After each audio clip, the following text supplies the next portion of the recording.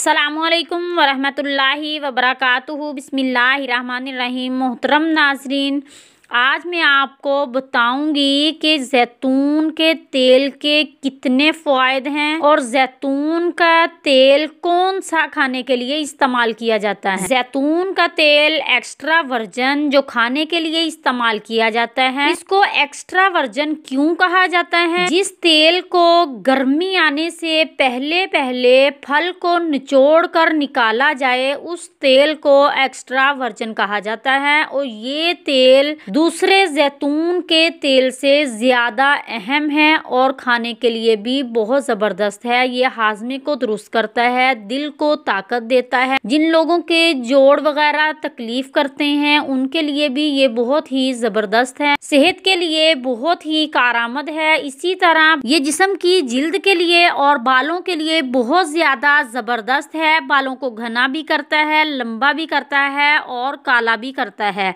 ये किसी का आजमाया हुआ नहीं बता रही, बल्कि मैं खुद अपना आजमाया हुआ बता रही हूँ कि मैंने इसको जब इस्तेमाल किया, 1 महीने के बाद मेरे इस तरह महसूस होने लगा कि जिस तरह पफ बनाया हुआ होता है, इस तरह नए बाल उगे हैं।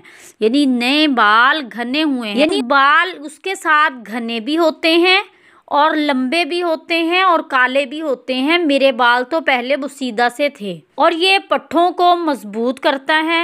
जिन लोगों को पट्ठों का मसला है वो भी इसका इस्तेमाल करें, इसको खाएं भी। और जो एक्स्ट्रा वर्जन तेल नहीं है, दूसरा है, वो जैतून के तेल की मालिश करें तो इंशाल्लाह अल्लाह के हुक्म से आप लोग बहुत जल्द शफायाब हो जाएंगे। उसके अलावा इसको खाने का तरीका क्या है? अगर आप वैसे खाएंगे तो आपको जायके में कुछ ख़ास महसूस नहीं होगा, बल्कि इसको मसालेदार रोटी यानी किसी सालन वगैरह के इस्तेमाल से सालन इसमें बनाएं या वैसे सालन में थोड़ा सा डालकर खाएं। इस तरह आप अच्छे तरीके से खा सकते हैं। एक शख्स जो बैरूनी ममालिक में गया, यानी वो इंडिया गया, वहाँ जाकर उसने देखा कि कोई भी छोटी छोटी दर्द पर, यानी सर दर्द कर रहा है, जिस्म दर्द कर रहा है, इस चीज़ पे कोई भी दवाई वगैरह इस्तेमाल नहीं करता। वो सिर्फ क्या करते थे, वो जैतून के तेल का 1 चम्मच और इसबगोल का छिलका 2 चम्मच डालकर उसको फौरी खा लेते थे। यानी मुंह में रखते नहीं थे, ताकि जो इसबगोल का छिलका है वो फूल ना जाए, खाने में मुश्किल होगी।